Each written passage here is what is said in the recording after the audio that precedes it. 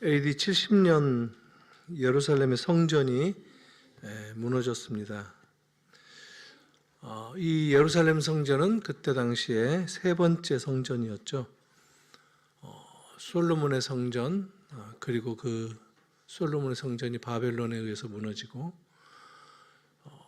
바벨론에서 스룹바벨에 의해서 다시 예루살렘으로 돌아온 유대인들이 두 번째 성전을 지었었고, 그리고 BC 1세기부터 헤롯 이 대왕에 의해서 예루살렘 성전이 건축이 되었습니다.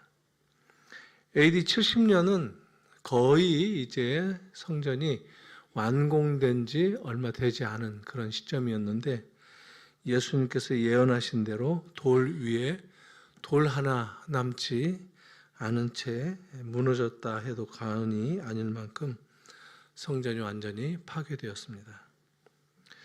그 이래 지난 2000년 동안 유대인들은 다시 성전을 짓지 못하고 있습니다. 왜 성전을 짓지 못하느냐 하면 지성소 자리가 어딘지를 몰라서 함부로 밟을 수 없어서 아예 지성소를 찾으려 하지도 않고, 그런 사이에 예루살렘에 요즘 상징이 되는 황금돔이라고 하는 이 모스크가 들어섰습니다. 그것은 이슬람의 모스크가 예루살렘 성전 가장 중심부에 들어선 셈이죠. 예루살렘 성전은 그 주변에 담장이나 그런 흔적만 남아있을 뿐입니다. 예를 들어서 동서남북 벽은 다 무너진 채 서쪽 벽만 남은 채로 있습니다. 보존이 되는 셈이죠. 그것은 다른 또 애칭이 있는데 통곡의 벽이라고 하죠. 유대인들은 로마 이 제국 때 로마 황제들에 의해서 종교적인 탄압을 받기도 해서 예루살렘에 아예 거주조차 하지 못하도록 만들었습니다. 그래서 1년에 한 차례 성전에 들어올 수 있는 그 기회를 허락했는데, 그 한 차례 성전에 들어와서 벽에 입을 맞추고 기도문을 꽂아놓고 하는, 오늘날 우리들이 사진이나 영상으로 볼 수 있는 그런 모습, 그것을 울면서 이렇게 머리를 벽에 부딪히면서 기도하는 모습이 그때부터 통곡의 벽이라는 별명으로 부르게 되었습니다. 이 예루살렘 성전이 무너지게 된 직접적인 원인은 유대인의 반란 때문이었습니다.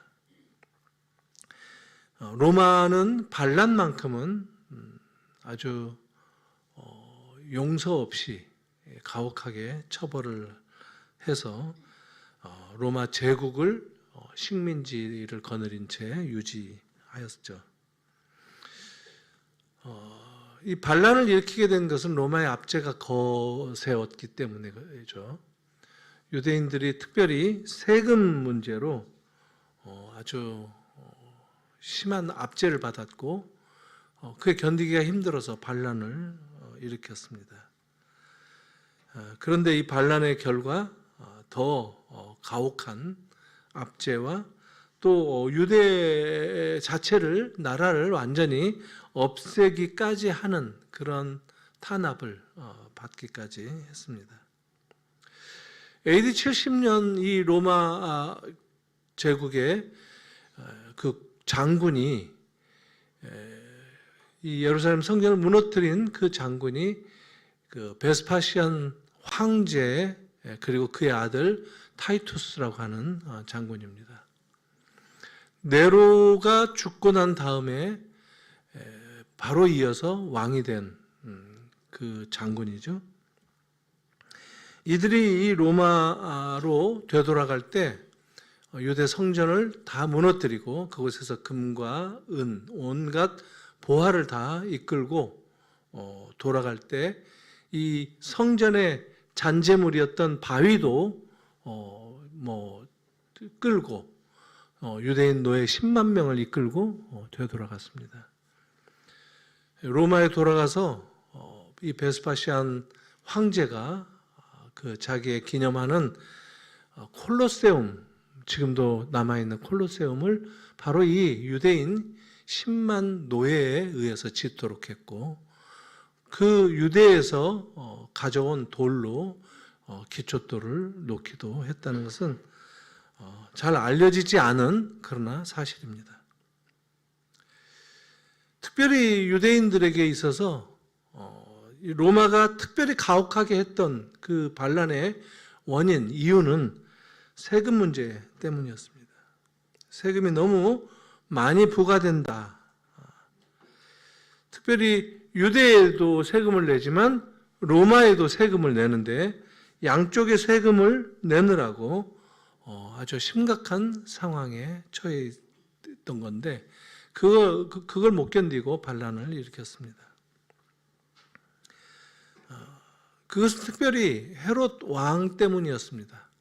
로마와 유대 사이를 줄타기 하면서 정치적인 지지를 로마로부터 얻어서 왕이 되어 왕으로 더 대대로 누리기 위해서 세금을 과중시켰고, 유대인들은 그거에 의해서 압제가 더 심해졌던 겁니다. 이 헤롯 왕은 정통성이 결여된 왕이었습니다. 유대 가문 출신도 아니었습니다. 왕이지만 다윗 가문의 그 왕의 계보도 갖지 못하고, 또 사독 계열의 이 제사장 라인도 아니어서 유대인들에게 업신여기는 그런 왕이었습니다. 엄밀하게 보면 그는 에돔 출신으로 유대인도 아니었습니다. 자기는 피가 좀 섞였다 얘기하면서 아주 교활한 정치력을 동원해서 왕이 되었고, 유대인이 아니지만 유대인인 척 유대교로 개종까지도 한 그런 인물이었습니다. 정통성 시비를 잠재우기 위해서 오히려 거대한 건축물을 짓는 그런 왕으로도 잘 알려져서 지금도 이스라엘 곳곳에 이 헤롯 건축물이 남아있을 정도입니다. 그 가운데 하나가 헤롯 성전입니다. 예루살렘 성전이죠. 예수님도 제자들과 함께 예루살렘에 들어가시면서 헤롯 성전이 지어져 가는 것을 보시고 감탄을 하신 적이 있습니다. 와, 저 대단한 성전 봐라 하는 감탄을 했습니다. 아름답다. 그러나 돌 위에 돌 하나 남지 않고 무너질 것이다 라고 예언하셨죠. 헤롯은 로마의 정치적인, 군사적인 지원을 받고 유대를 다스린 왕이기 때문에 그 도움의 대가로 막대한 세금을 유대에서 거둬들여 로마로 보내곤 했습니다. 유대 민족은 항상 허덕이는데 그 과중한 세금으로 시시때때로 이 저항하고 반란을 일으키기도 했습니다. 아주 주기적으로 반발을 했습니다. 마침내 66년에 공식적인 유대 1차 반란으로 인해서 이것은 전쟁으로까지 이어지게 되어서 유대가 멸망할 그런 결정적인 사건이 되기도 했습니다. 로마가 세금을 거두는 원칙은 소득이 있는 곳에 세금이 있다 하는 그런 슬로건에 의해서 세금을 거둬들였습니다. 오늘날도 비슷하죠. 당시 대표적인 세금의 종류는 토지세, 또 상속세, 인두세, 그리고 관세, 노예세 등등입니다. 노예세라는 것은 노예를 매매할 때 일정 비율로 세금을 내도록 하는 것이었습니다. 그리고도 여러 회개한 세금들이 있었습니다. 그 가운데 참 눈에 띄는 세금 하나가 뭐냐면 오줌세도 있었습니다. 우리가 그러면 오줌 누를 때마다 세금 내란 말인가? 이런 생각을 하기가 쉬운데 그게 아니라 공중 화장실을 만들어 놓고 거기에서 모아진 오줌을 가져다가 의복의 표백으로 사용하는 그런 상인들에게 세금을 부과하는 것이었다라고 얘기합니다. 노총각세도 있었고요. 또 결혼하지 않으면 무조건 세금을 부과하는 것이었는데 오늘날은 그 거꾸로죠. 결혼을 하면 세금을 면제해 준다 하는 것으로 비슷한가요? 새 아이 세금 면제법도 있었습니다. 아이를 많이 낳으면 세금 혜택을 주는 것으로 이것은 오늘날과 비슷하죠. 로마의 군대를 그만큼 양성할 수 있도록 돕는다 해서 그런 것이었습니다. 오늘 마태복음 본문에 나오는 세금의 이 종류는 인두세입니다. 캔수스라고 하는 말인데 이것은 인두세라고 합니다. 오늘날로 말하면 뭐죠? 주거세, 주민세 이런 거에 해당되는 것이죠. 마태복음 본문, 오늘 본문은 예수님과 유대 종교 지도자들이 계속해서 숨가쁘게 접전을 벌이는 그런 사건 가운데 하나입니다. 바리새인, 서기관들, 사두개인, 그리고 헤롯 땅 돌아가면서 예수님을 공격하면서 어떻게 하면 예수를 허점을 잡아 드릴 수 있을까, 생명을 해할 수 있을까 하는 그런 빌미를 잡기 위해서 혈안이 되어 있는 그런 말싸움 가운데 오늘은 세금을 놓고 바리새인과 헤롯 땅이 상대로 덤벼들었습니다. 말씀에도 함정에 빠뜨리기 위한 질문을 던졌다는 말이 나옵니다. 어떻게 해서든지 예수의 말에 꼬투리를 잡아서 걸려 넘어지게 만들자는 것이었죠. 유대인들은 제사장에게 내는 11조와 성전세, 이게 한 15% 되고요. 거기에다가 그건 이제 유대에 내는 것이죠. 근데 또 토지세, 통행세, 인두세 이런 것들은 약 합하면 12.5%를 로마에게 낸다라는 것인데 이게 그대로 또 지켜지지도 않았습니다. 로마에 갖다 바치고 또 헤롯이 자기도 빼돌려야 되기 때문에 자꾸 세금을 올리곤 했었기 때문입니다. 유대인들은 모든 그 소득의 3분의 1 이상 세금으로 납부하는 것이 힘들었다는 것이죠. 오늘날 우리에 비하면 그렇게 큰 부담은 아닌데, 그렇죠? 우리들도 모든 그 부가세라든가 소득세, 상속세 이런 것들이 많이 있죠.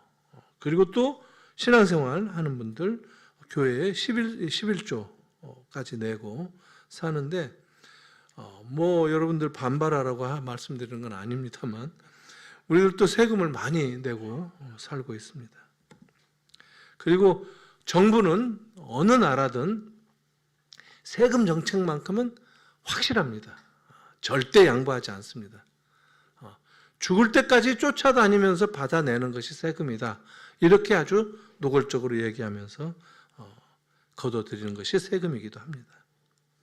그런데 오늘 등장한 이 바리새인 헤롯 땅은 이 사람들은 서로 다른 생각을 가지고 사는 사람들이었습니다.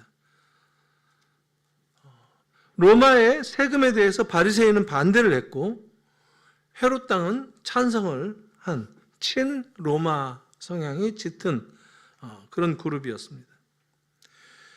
바리새인은 유대교 입장에서 종교세를 내도록 하기 때문에 로마 제국에 세금을 내는 것이 이중 과세이기 때문에 더 큰 부담이 되고 그래서 유대인들의 불만을 어떻게든 좀 완화시켰으면 하는 입장에 있던 사람들이었습니다. 그리고 실제로 로마가 세금을 더 많이 걷어들이가는 것은 자기들에게 돌아갈 이익이 그만큼 줄어드는 것을 뜻했기 때문에 반대했습니다. 하지만 헤롯 땅은 친로마 그룹 입장에서 로마로부터 바리새인들을 견제하려고 지원받는 그런 정치적인 군사적인 지원 때문에 로마가 세금 걷는 것을 지지하는 그런 입장이었습니다. 이런 두 집단이 예수님을 잡기 위해서 한 마음으로 지금 온 것 같이 보여집니다. 물론 한 마음은 아니죠. 양쪽이 어느 쪽도 서로 해결하지 못하는 자기들의 문제를, 이슈를 예수에게 지금 무책임하게 떠넘기는 듯 던져놓고 어떻게 해결할 수 있는 대안을 가지고 있는가, 그것을 말하는가를 시험한 것이 오늘 본문 내용입니다. 16절을 보니까 이들이 와서 예수님을 부릅니다. 선생님이라고 했습니다. 마태복음 전체 맥락에서 예수님을 선생이라고 부르는 것은 그 부르는 사람의 불신앙을 나타내는 것입니다. 그런데 그들은 예수님에게 잔뜩 칭찬을 늘어놓습니다. 당신은 참되시고 아무도 거리끼는 일이 없으시니 이는 사람을 외모로 보지 않고 오직 진리로서 하나님의 도를 가르치신다. 잔뜩 치켜 세웠습니다. 물론 그들의 진심이 아니죠. 그들이 예수님을 칭찬하는 이유는 어떻게든 올무에 걸려 넘어지도록 하기 위한 얼러대는 그런 중이었습니다. 예수님을 시험하는데 성공하기 위해서, 부드럽게 접근하기 위해서 칭찬을 늘어놓은 것입니다. 그러니까 그들의 진심은 아니지만 예수님에 대해서 말하는 이 내용들은 그러나 진실이에요. 사실이에요. 이런 걸 문학적으로 아이러니라고 합니다. 치켜 세우면서 걸려 넘어지게 하려고 가식적으로 좋은 말을 하고 있는데 그 내용은 모두 사실이란 말이에요. 정말 예수님은 참되시죠. 진리로 가르치시고 아무 거리끼는 일이 없으시고 사람을 외모로 취하시지 않습니다. 이들은 이런 이야기를 왜 늘어놓았느냐 하면 자기들이 던지는 질문에 답을 해달라고. 당신이 이런 분인데 우리가 던지는 질문에 답을 해주지 않겠는가 해서 던진 것이었습니다.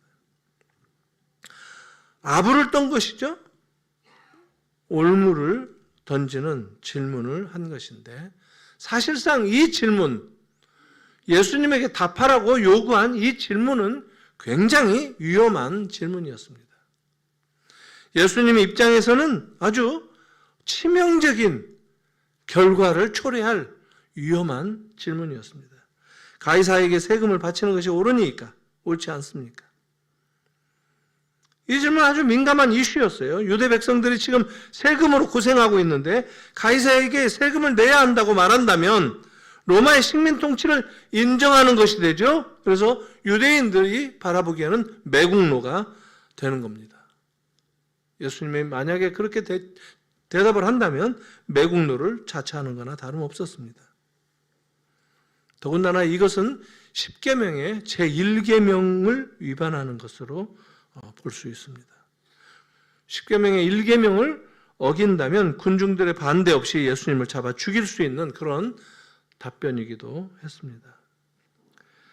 그러니까 이 질문은 바리새인들 입장에서 그렇게 대답할 경우에 한 방에 예수님을 넘어뜨릴 수 있었던 것이죠. 그 반대로 세금을 바치지 말라라고 말한다면 그 순간 예수님은 로마에 반역하는 죄로 체포당할 수밖에 없는 그런 운명에 처하게 됩니다. 아주 심각한 것이죠.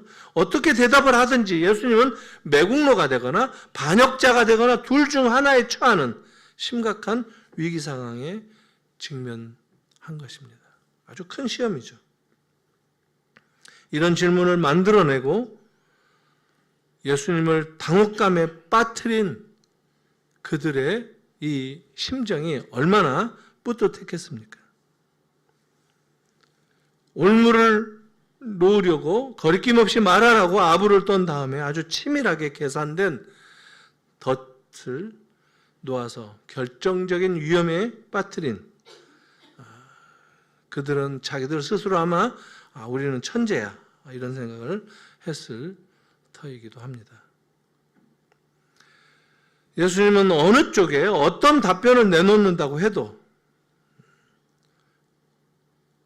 유대인들에게 돌을 맞거나 로마 군병들에 의해서 비원 벙커로 끌려가서 고문당해 죽거나 그런 상황에 직면할 수밖에 없었습니다. 자, 그런데 우리는 또 다른 이 결과를 알고 있죠. 그것은 예수님이 당신이 누구신지를 분명하게 보여주신 답변을 던졌습니다. 18절을 보니까 예수님은 그들의 계략을 간파하셨다라고 합니다. 그리고 조금도 요동하지 않으시고 예수님은 그들의 악함을 아시고 시험한다는 것도 지적을 하십니다. 그리고 조금 엉뚱한 말씀을 던지셨습니다. 너희들이 세금 내는 돈을 가져와 봐라, 이렇게 말씀하셨습니다. 다른 말로 말하면 성전에 내는 돈 말고 로마에 세금 내는 돈, 데나리온을 가져와 봐라 하신 겁니다. 데나리온은 은전으로 되어 있습니다. 로마의 황제 가이사의 화상, 이미지가 돈에 박혀 있습니다. 마가복음의 같은 이야기는 곧장 데나리온을 가져오라고 하셨다고 기록합니다. 아니나 다를까 그들은 데나리온 한 입을 얼른 가져왔습니다. 19절이죠. 데나리온은 로마의 돈으로 노동자의 하루 품삯에 해당되는 금액입니다. 양쪽에 다 화상이 새겨져 있습니다. 당시 성전 화폐, 유대인들이 사용하는 돈은 두로의 화폐를 썼습니다. 왜냐하면 두로의 돈에는 화상이 새겨져 있지 않기 때문에 성전용으로 적절했던 것입니다. 그래서 성전에 환전소까지 만들어 놓고 로마의 데나리온을 평소 일상에서 쓰던 돈을 성전에 와서 바꿔서 사용하라 하고 했던 것이죠. 얼마나 외식하는 사람들입니까? 그들은 로마의 화폐를 가져왔고 거기에 가이사의 화상이 새겨져 있습니다. 그러니까 내내 그들은 가이사의 화상이 새겨진 돈을 사용하면서 살다가 성전에 오면 환전을 해서 마치 하나님께 드리는 돈은 가이사의 화상이 없는 걸로 드린 것입니다. 위선적인 것이죠. 예수님은 이런 위선도 지적하셨습니다. 이게 누구의 화상이냐, 누구의 형상이냐라고 물으신 다음에 가이사의 것입니다라는 것을 확인하십니다. 그들이 의지하면서 살아가는 게 누구냐 하는 것이죠. 지금 이 세상이 누구의 시대인가? 누가 세상에서 주인인가? 그들은 도대체 이 세상에서 누구에게 복종하고 사는 사람들인가? 복종을 요구하는 신은 누구인가? 하는 것이죠. 사람들은 이 데나리온이 없으면 자식을 팔면서 살기도 했습니다. 이 데나리온이 없으면 세상에서 살기가 힘드니까 자기 스스로가 노예가 되기도 했습니다. 그들이 돈의 노예로 살아간다면 가이사가 그들의 주인이 되는 셈입니다.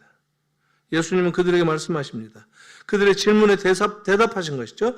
가이사의 것은 가이사에게, 하나님의 것은 하나님에게 바치라. 아주 간단한 말씀인 것 같지만 상상을 초월한 예수님의 대답이었습니다. 어떤 사람들은 예수님이 말싸움 정도에서 이긴 것으로 이해합니다. 이게 무슨 말씀입니까? 바치라는 말입니까? 바치지 말라는 말입니까? 그리고 이 말씀을 교회는 오랫동안 약 2000년 동안, 오늘날도 마찬가지인데 정교 분리의 원칙을 제시하는 말씀으로 약간 오해해서 받아들이곤 했습니다.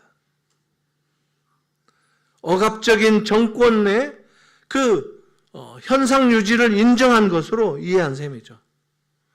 악한 왕도 왕이니까 순종하라 하는 것이죠. 모든 권세에 복종하라 이런 말씀을 연결해서 해석을 했습니다. 그러니까 예수님의 말씀은 가이사의 것은 가이사에게 드리라고 했다는 것이죠. 하나님의 것은 하나님에게 바치라는 것이라는 겁니다. 그런데 이 말씀 가운데 앞부분만 강조해서 해석한 것이죠.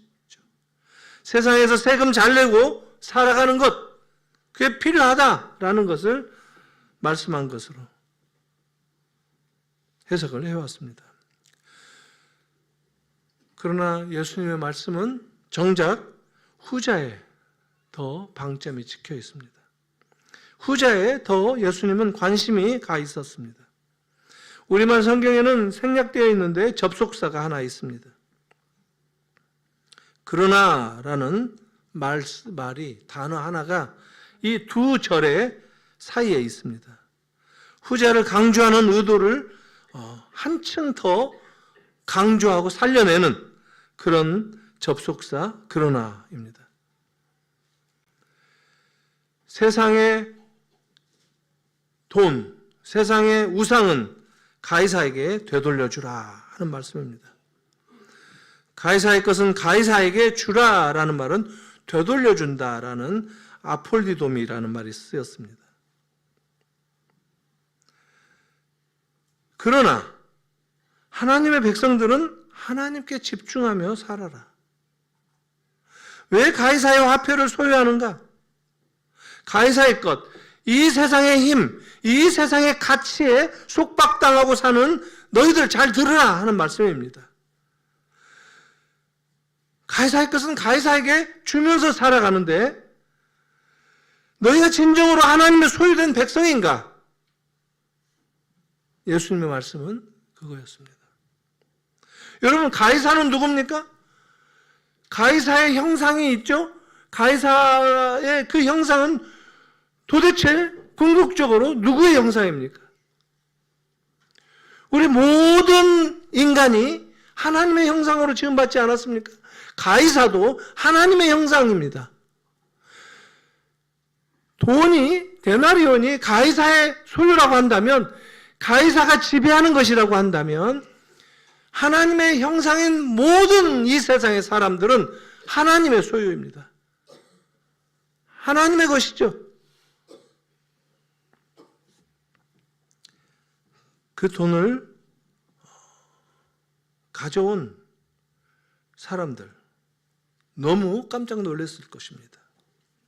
예수님은 자기들의 질문의 의도 그리고 자기들이 살아가면서 믿고 의지하고 살아왔던 삶의 그 기준들, 이것을 훨씬 앞으로 나아가시는 말씀을 던지신 겁니다. 그들이 소위 하나님의 백성이라는 바리새인들이라고 한다면 가이사라는 우상이 새겨진 은전을 그렇게 애지중지 손에 의지하면서 살아가면 안 될 터이죠. 그것을 만지작거리면서 소유하고 있다는 것은 가이사를 왕으로 인정할 뿐만 아니라 그가 통치하는 로마 제국의 군사력, 행정력이 만들어 놓은 로마가 주재하는 평화, 팍스 로마나라는 말이죠. 이것을 향유하는 그런 자들이 아니겠습니까? 예수님은 그들에게 이렇게 말씀하신 것입니다. 너희가 가이사를 왕으로 모시면서 그의 통치가 보장하는 질서와 안정을 누리는 자들이라면 그럼 너희들은 당연히 가이사가 요구하는 세금을 바쳐야 할 것이다. 그러나 예수님은 말씀을 덧붙이십니다. 그러나 하나님의 것은 하나님께 바치라.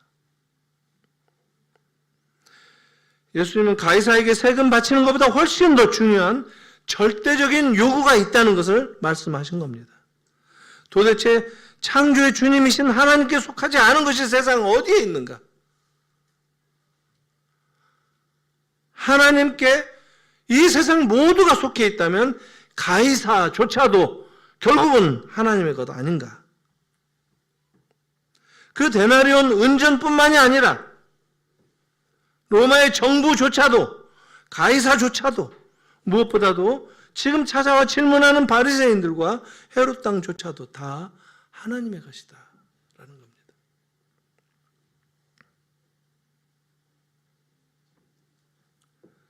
가이사의 것과 하나님의 것은 정확하게 분리가 되어 있는 것처럼 보이지만 사실 가이사의 것은 하나님의 것에 포함되어 있습니다. 그들이 말문이 막혔는데 너무나도 당연한 것입니다. 얼마나 예수님은 정확한 답변을 하셨습니까? 이 답변은 얼마나 지혜롭습니까? 완벽한 대답이죠.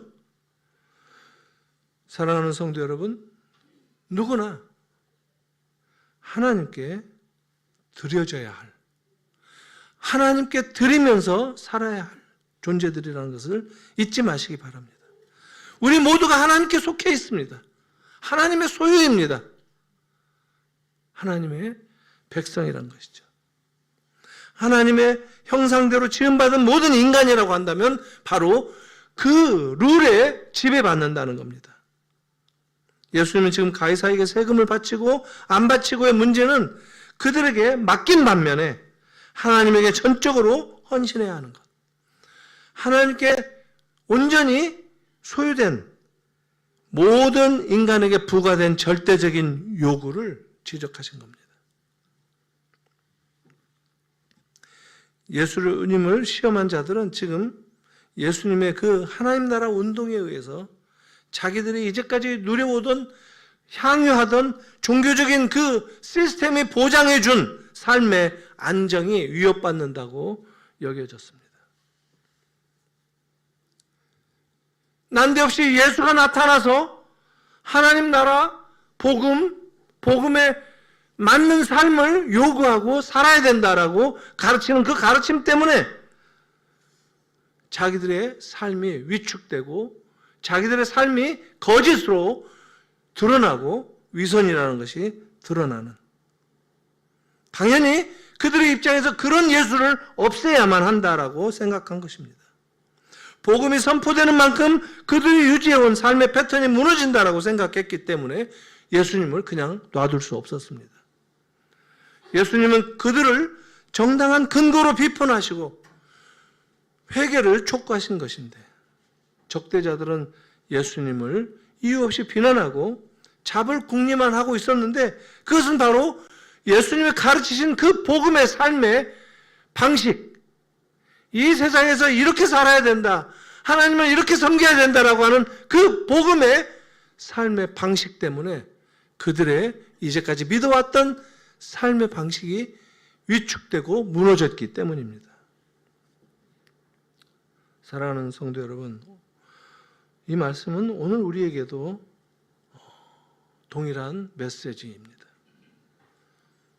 우리에게도 동일한 문제를 밝혀주는 그런 내용이기도 합니다. 우리도 예수를 따라서 살아갈 때 내 삶이 예수님의 말씀으로 위협받는다라고 생각한 적이 있습니까? 나는 정말 주님의 말씀을 진리로 품고 살아가는데 그러려고 한다면 뭔가 이 세상에서 부딪히고 넘어지고 하는 그런 문제가 생기지 않는가? 그럴 때 오늘 이 말씀은 우리를 향해 아주 찌르는 말씀으로 주어진 말씀입니다. 이 세상의 가치가 무엇입니까? 마치 세상에서 신으로 절대적인 신처럼 군림하는 것이 무엇입니까? 돈 아닙니까? 데나리온 아닙니까? 그 데나리온을 휘두르면서 사는 것, 이것이 이 세상의 질서를 만든다라고 생각하고 우리는 거기에 열심히 줄을 서고 따라가지 않습니까? 교회도 그런 원리 속에 영향을 받습니다. 나를, 우리 가정을, 우리 교회를 가이사가 지배하는가?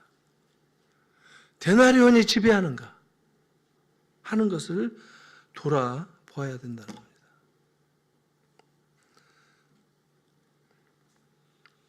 어떤 교회는 목사가 가이사가 되어 있죠.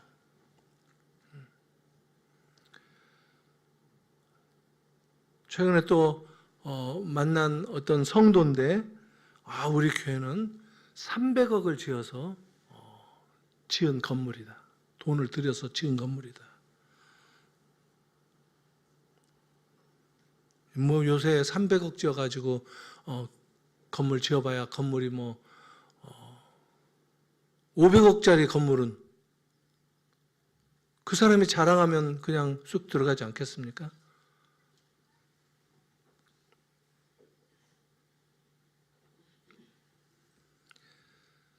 정말 우리는 말씀을 통해서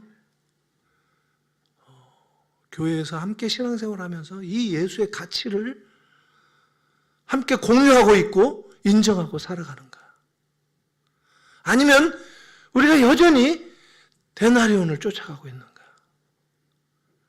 그래서 바리새인이나 헤롯 당처럼 이 세상에 주는 질서, 이 세상에 나에게 향유하도록 허락한 그 내 삶이 예수의 복음에 의해서 흔들리는가 하는 것들을 돌아봐야 한다는 겁니다. 사랑하는 성도 여러분,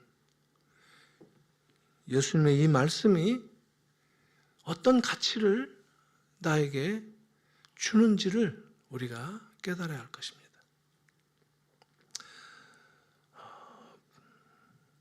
종종 슬픈 일, 불행한 현실은 우리 삶도 이 세상에서 상당히 물질화되어서 살아간다는 겁니다. 데나리온의 지배를 받는다는 겁니다. 물론 돈 없이 이 세상을 어떻게 살아가겠습니까? 필요합니다. 그러나 그 필요의 문제로 상대화하는 것이 아니라 좀 더 그 가치를 절대화시키는 그런 우에 빠질 때가 종종 있다는 겁니다.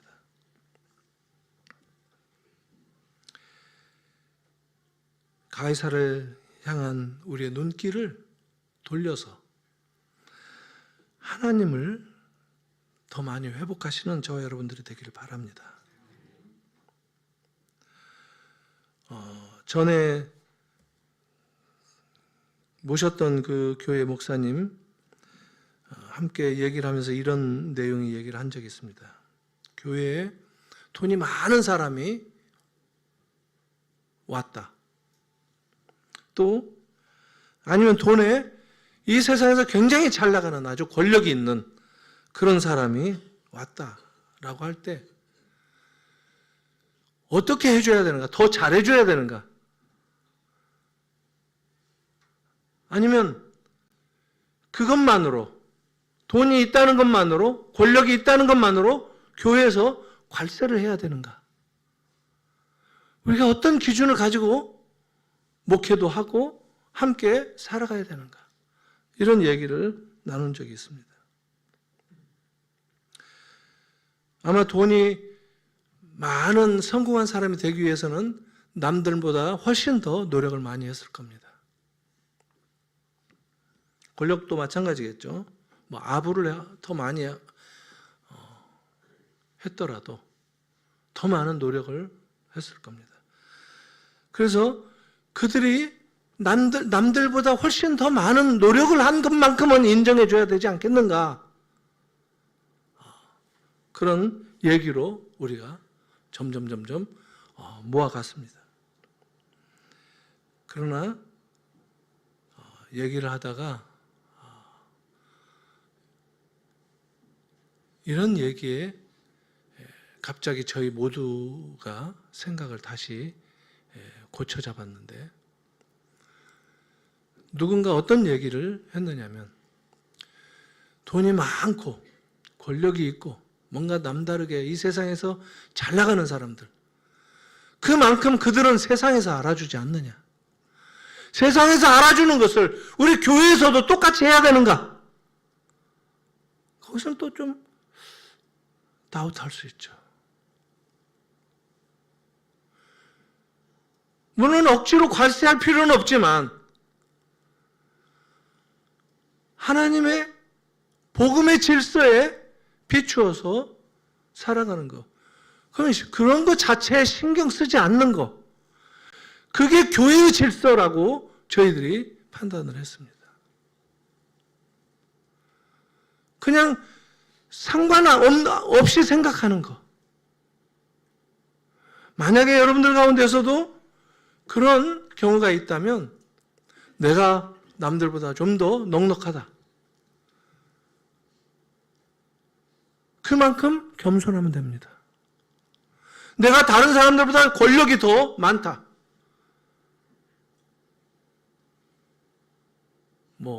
산을 옮길 수 있는 것은 믿음이죠. 그런데 이 세상에서 살아갈 때 내가 산을 옮길 만한 권력을 가지고 있다. 머리 숙이고 살아가는 게 필요합니다. 내가 더 많이 알고 내가 많이 배웠고 내가 많이 가졌고 하는 사람들에게 요구되는 것은 겸손 아니겠습니까? 그럴 때 교회에 하나님께서 주인이 되신 그 교회만의 질서가 온전하게 세워지지 않겠는가? 그런 생각이 듭니다.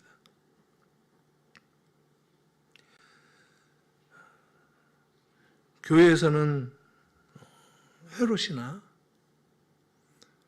또 그들이 추앙하는 가이사가 특별하게 있어서는 안 될 겁니다.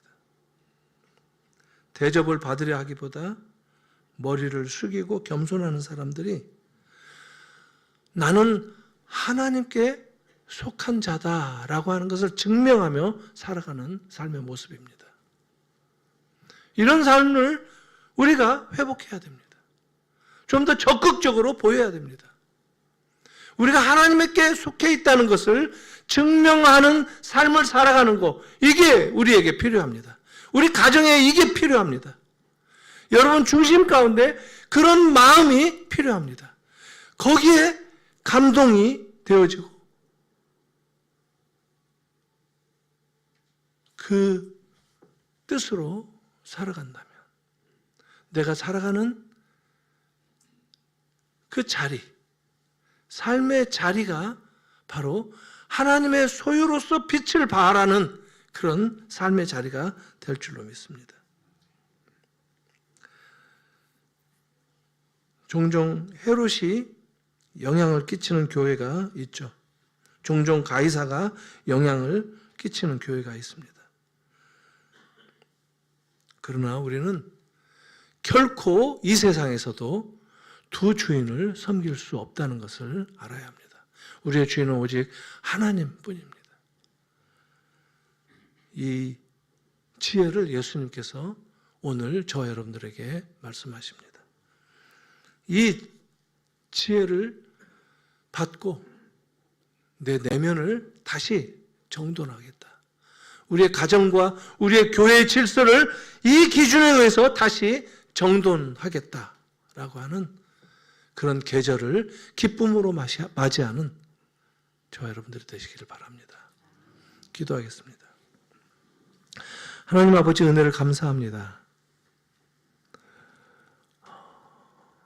바리새와 헤롯 땅 이들이 찾아와서 위험한 질문을 예수님께 던졌을 때